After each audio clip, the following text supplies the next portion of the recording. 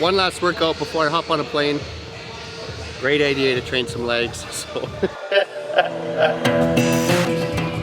just being so depleted going in, and then all of a sudden the show's over and you're rehydrating, you're getting your meals back in, and sodium, the food, hydration, the amount of pressure you get in that muscle when you're training it, it's just like skin splitting, like muscle pumps where it doesn't take much, man. Like the pumps come real quick and they can be real painful in a good way. I think this is one of the best leg presses ever made. Definitely a piece that I'm glued to back home. Try and like grab your toes and your heels and grip that platform and drive off that with your whole entire foot versus pivoting and rocking back and forth on your heels.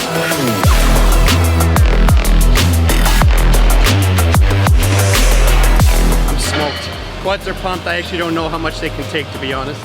That'll be all right. So I'm heading back to Vancouver tomorrow morning, and then just back to business, man. Off season is gonna start, and we're gonna get right back to work.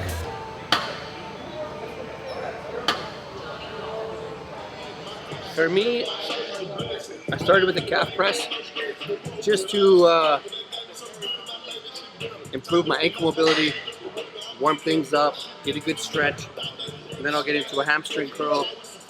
Nothing crazy, like I said, this is a quad workout for me, but starting off with a hamstring curl, it's gonna warm up my knees in a negative resistance way versus really loading a lot of tension on my kneecaps. So nothing crazy here, a couple of sets, get some blood in there. Based on what you guys have, I've never trained legs here, but we're gonna take advantage of some new toys. So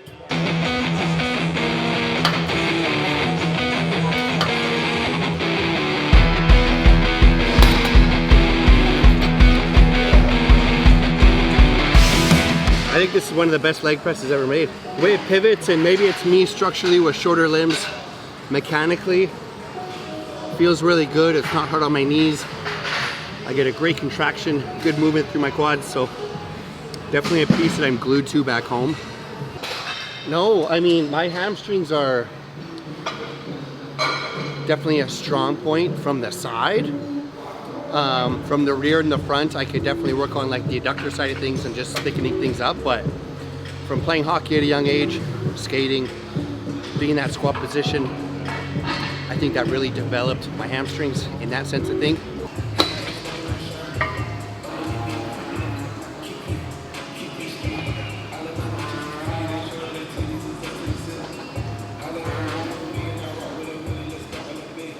But those post-show pumps are crazy, man. So why is that? Can you explain that? Post-show pump? Yeah.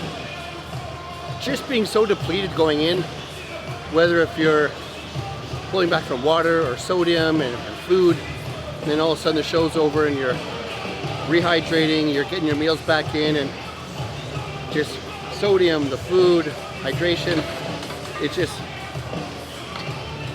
the amount of pressure you get in that muscle when you're training it, it's just like skin splitting, like muscle pumps where it doesn't take much, man. Like the pumps come real quick and they can be real painful in a good way, but you don't need a lot of weight at this point. You just need to really just pay attention to not pushing things too hard too quickly. So just be mindful. Last thing you want to do is tear something. I mean, I don't even want to say that right now, but just really listening to your body and not forcing things. Feels good.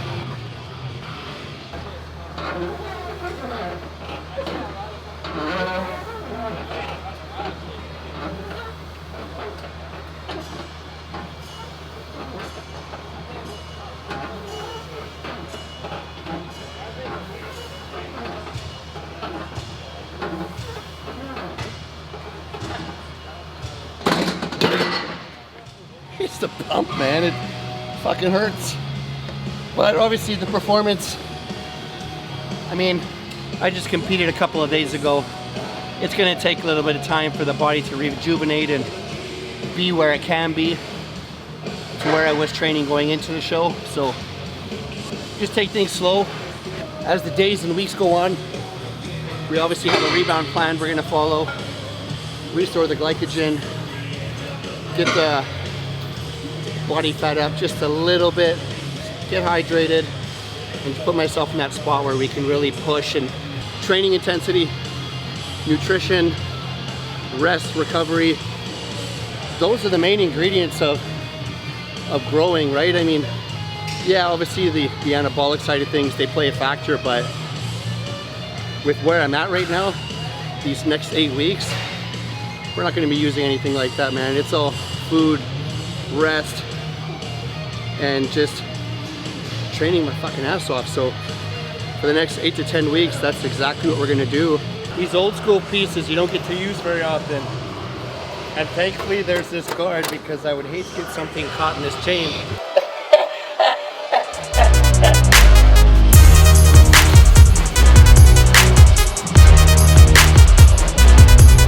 I mean, I'm gonna get one more set in here, and then we're gonna get into I think it's that old school hip press. I wanna try that out.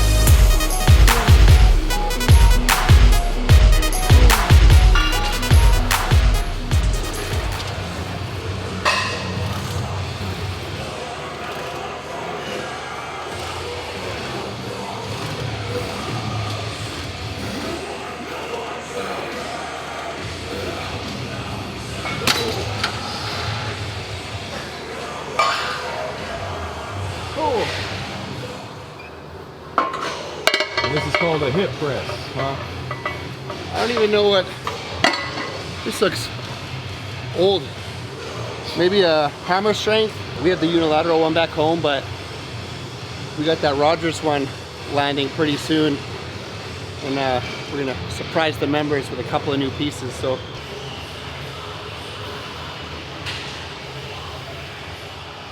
I don't know what it is.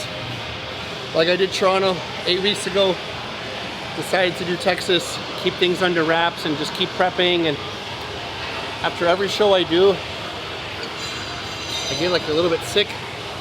So I don't know if you can hear it, I'm a little congested, but that's just from pushing the body as hard as we do. Oh man, my legs are swollen, not one line.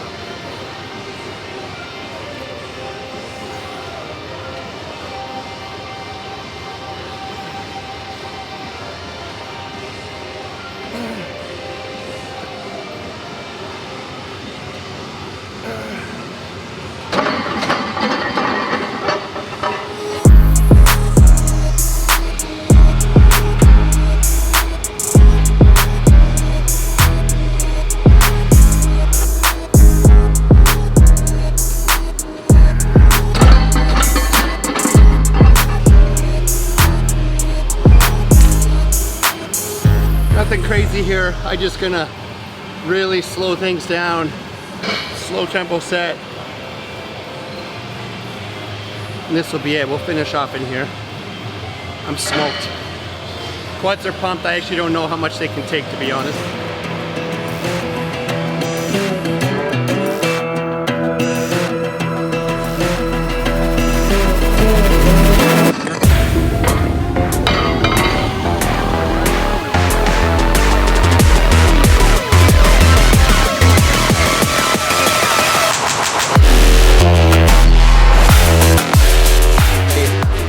Try and like grab your toes and your heels and grip that platform and drive off that with your whole entire foot versus pivoting and rocking back and forth on your heels.